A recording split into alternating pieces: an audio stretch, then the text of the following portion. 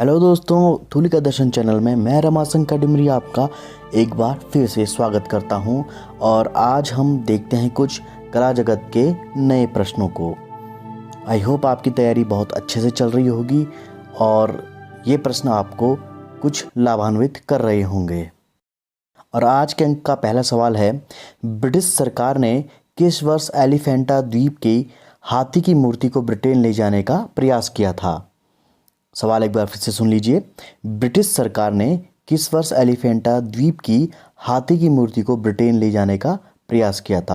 और विकल्प देखिए, 1823, 1860, 1834 या 1864। और इसका सही जवाब है 1864, विकल्प डी।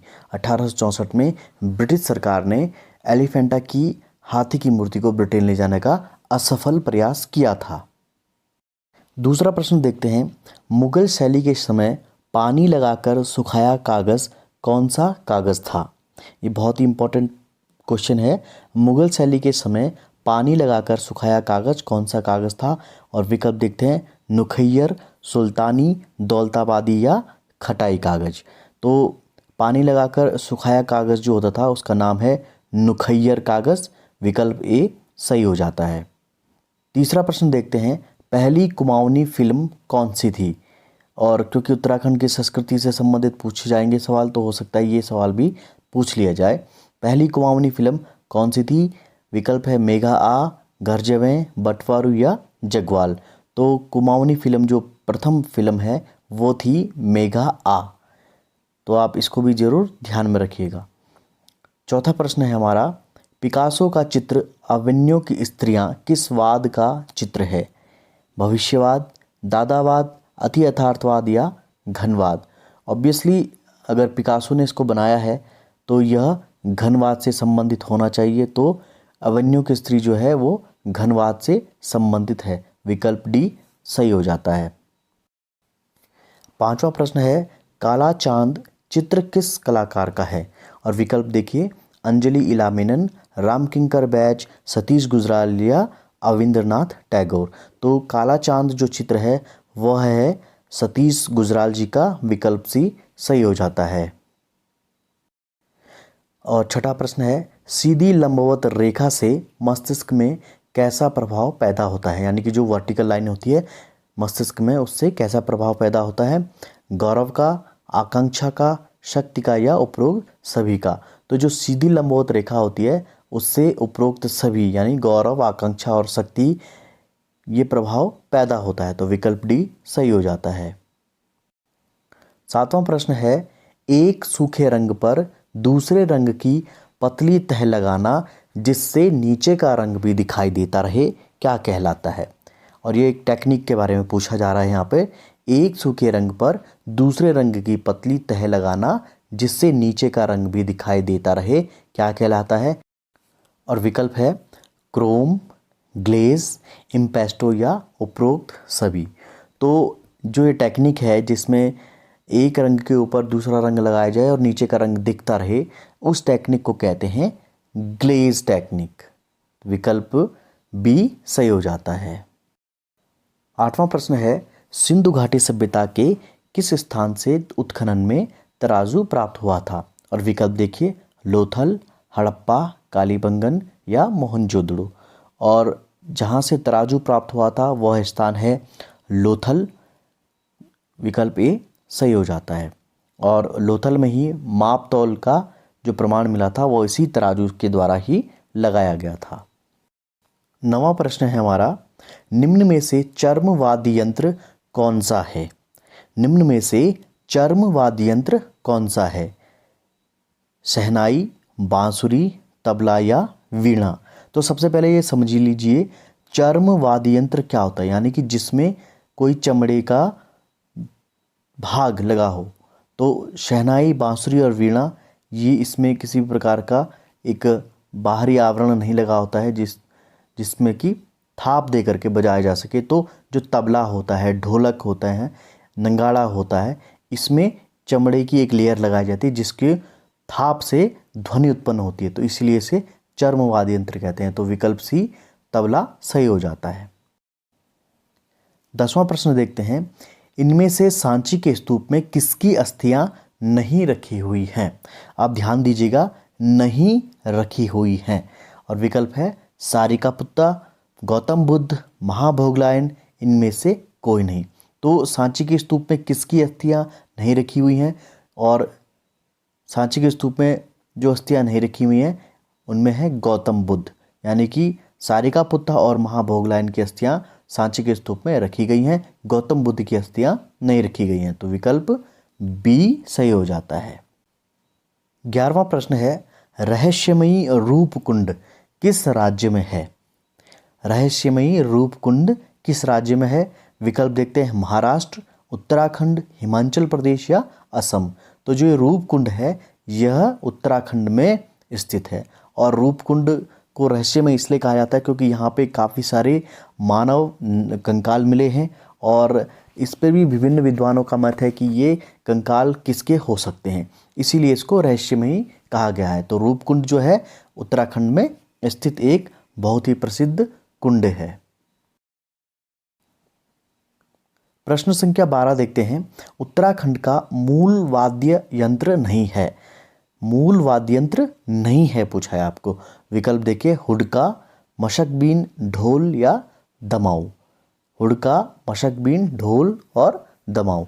तो इनमें से उत्तराखंड का मूल वाद्य यंत्र जो नहीं है वो है मशकबीन। और मशकबीन को इंग्लिश में कहते हैं बैग पाइपर। और जो बैग पाइपर है ये मूलतः स्कॉटलैंड का वाद्य यंत्र है। और मशकबीन उत्तराखंड में किस प्रकार से आया था इसकी भी एक रोचक तथ्य है, क्योंकि यहाँ के जो लोग थे उन्होंने द्वितीय विश्व युद्ध में ब्रिटिश आर्मी की तरफ से लड़ाइयाँ लड़ी थी। और ब्रिटिश आर्मी में यह जो था एक बैंड के रूप में बजाया जाता था। और धीरे धीरे ये हमारे जो देश में भी आया और हमारे राज्य में भी आ गया। तो धीरे धीरे क्या हुआ कि इसको विवाहों में बजाया जाने लग गया था। तो इसको काफ़ी लोग क्या समझते हैं कि ये उत्तराखंड का मूल वाद्य यंत्र है, जबकि उत्तराखंड का मूल वाद्य यंत्र बाकी 3 है, लेकिन मशकबीन उत्तराखंड का मूल वाद्य यंत्र नहीं है। मूल वाद्य यंत्र कहाँ का है? स्कॉटलैंड का। 13वां प्रश्न देखते हैं, हाल ही में हड़प्पा काल के किस शहर को विश्व विरासत घोषित किया गया है? और ये बहुत ही करंट अफेयर का सवाल है। तो हाल ही में किससे विश्व विरासत घोषित किया गया है? कालीबंगन, लोथल, धौलावीरा या उपरोक्त सभी। तो इसका सही उत्तर हो जाता है धौलावीरा। धौलावीरा जो गुजरात में है। और धौलावीरा को जब आज वर्ल्ड हेरिटेज साइट का दर्जा दिया गया तो प्रधानमंत्री नरेंद्र मोदी ने भी ट्वीट करके इस पर खुशी जताई थी। 14वां प्रश्न देखते हैं, धौलावीरा को विश्व विरासत घोषित करने के बाद गुजरात में कितने विश्व विरासत स्थल हो गए हैं? तो इस प्रकार से भी आपसे प्रश्न पूछे जा सकते हैं। तो कितने विरासत स्थल हो चुके हैं गुजरात में?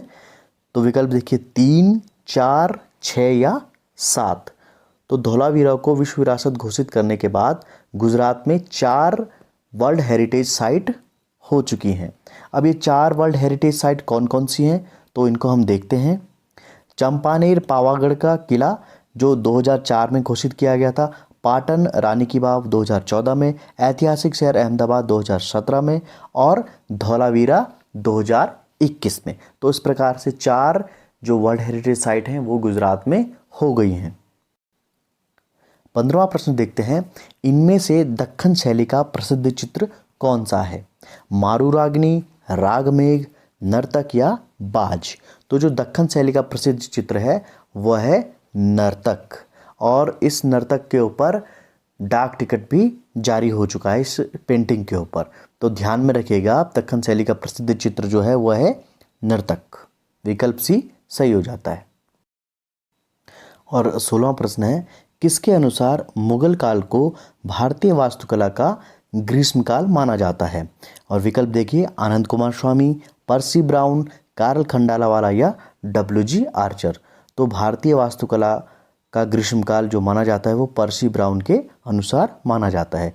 तो विकल्प भी सही हो जाता है। 17वां प्रश्न है, भारतीय कला का पैगंबर किसे कहा जाता है? ये प्रश्न बहुत बार पूछा गया है तो इसको आप बिल्कुल समझ लीजिएगा। नंदलाल बोस, अविंद्रनाथ टैगोर, लक्ष्मण गौड़ या यामिनी राय। तो भारतीय कला का जो पैगंबर माना जाता है वो माना जाता है यामिनी राय जी को। तो विकल्प डी सही हो जाता है। और इस प्रश्न को आप बिल्कुल समझ लीजिएगा क्योंकि हो सकता है ये प्रश्न पूछ लिया जाए। 18वां प्रश्न है, निम्न कलाकारों में महिला कलाकार कौन है? शांति दवे, ज्योति भट्ट, ज्योति स्वरूप या पीलू पोच खानवाला। तो इस तरीके के जो नाम आते हैं तो कभी कभी इस तरीके से कन्फ्यूजन क्रिएट करने वाले प्रश्न भी पूछ लिए जाते हैं। तो जो इनमें से महिला कलाकार हैं वो हैं पीलू पोच खानवाला, तो विकल्प डी सही हो जाता है। बाकी नाम जो है शांति दवे, ज्योति भट्ट, ज्योति स्वरूप, ये पुरुष कलाकार हैं। 19वां प्रश्न देखिएगा, अल्लाह बख्श मल्लाराम ये प्रसिद्ध चित्रकार किस शैली से संबंध रखते थे? अल्लाह बख्श मल्लाराम ये प्रसिद्ध चित्रकार किस शैली से संबंध रखते थे? सिख शैली, राजस्थानी शैली, बंगाल शैली या दक्खन शैली? और अल्लाह बख्श मल्लाराम जो चित्रकार थे वे संबंध रखते थे सिख शैली से, तो विकल्प ए सही हो जाता है। और 20वां प्रश्न है, पंचवटी में स्वर्ण मृग चित्र किस कलाकार का है? विकल्प है नंदलाल बोस, राजा रविवर्मा, यामिनी राय या रविंद्रनाथ टैगोर। तो जो पंचमणि में स्वर्ण मृग चित्र है वो है यामिनी राय जी का, विकल्प सी सही हो जाता है। पिछले अंक में हमने आपसे प्रश्न किया था 1830 में सिगिरिया गुफाओं की खोज किसने की थी? और आपने काफ़ी सारे जो सदस्य हमारे उन्होंने बिल्कुल सही जवाब दिया है, कर्नल मेजर फोम्स ने। कर्नल मेजर फोम्स ने सबसे पहले 1830 में सिगिरिया गुफाओं की खोज की थी। सबसे पहले सही जवाब देने वालों में हैं भीमचंद्र अल्मोड़ा से, रामवीर सिंह उत्तरकाशी, स्वाति रावत कोटद्वार, धर्मेंद्र कुमार हरिद्वार, पूजा रावत देहरादून, पल्लवी कोटियाल देवप्रयाग, अरुण पांडे गोरखपुर, जगदीश रावत देहरादून, विनोद चौहान उत्तरकाशी, सुहानी कटहत देहरादून। रचना बागची, इन्होंने जगह का नाम नहीं लिखा हुआ है, सुभाष गिरी चंपावत, ममता मुदगल अलीगढ़, सतीश चंद्र इलाहाबाद, लोकेंद्र भट्ट देहरादून, कविता देहरादून, पूजा कर्णवाल रुड़की, दयाल नयाल, इन्होंने जगह का नाम नहीं लिखा है, गौरव नौटियाल देहरादून, नितिन सैनी रुड़की, नीतू सिंह, रेणु दोशात बागेश्वर, अनुभव एक्सपीरियंस देहरादून, प्रदीप यादव इलाहाबाद, कंचन यादव मध्य प्रदेश, अमरावती चौधरी, इन्होंने जगह का नाम नहीं लिखा, सोनी खत्री देहरादून, नवनीत कुमार यादव जौनपुर और प्रियंका चौहान उत्तरकाशी। और आप सभी को हार्दिक शुभकामनाएं कि आपका जो प्रयास है वो रंग ला रहा है और आप बिल्कुल सही उत्तर दे रहे हैं। और आज के अंक का हमारा प्रश्न है, अविंद्रनाथ टैगोर ने किस चित्रकार को चैतन्य सिद्ध कलाकार कहा था? सवाल एक बार फिर से सुन लीजिए, अविंद्रनाथ टैगोर ने किस चित्रकार को चैतन्य सिद्ध कलाकार कहा था? तो आज के अंक में इतना ही। और जब आप प्रश्नों का जवाब दें तो अपनी जगह का नाम मेंशन करना न भूलें, इससे हमें ये पता चलता है कि हमारा वीडियो कहाँ कहाँ देखा जाता है। तो आज के अंक में यही प्रश्न थे और आई होप आपको ये प्रश्न लाभान्वित करते होंगे, आपको कुछ न कुछ इस प्रश्नों से हेल्प मिलती होगी। आपको हमारा जो चैनल है या चैनल का कंटेंट है ये कैसा लगता है, इस पर कमेंट बॉक्स में ज़रूर अपनी राय दीजिएगा। तो आज के लिए इतना ही, मिलते हैं अगले अंक में नए प्रश्नों के साथ। तब तक के लिए दीजिए मुझे इजाज़त। नमस्कार।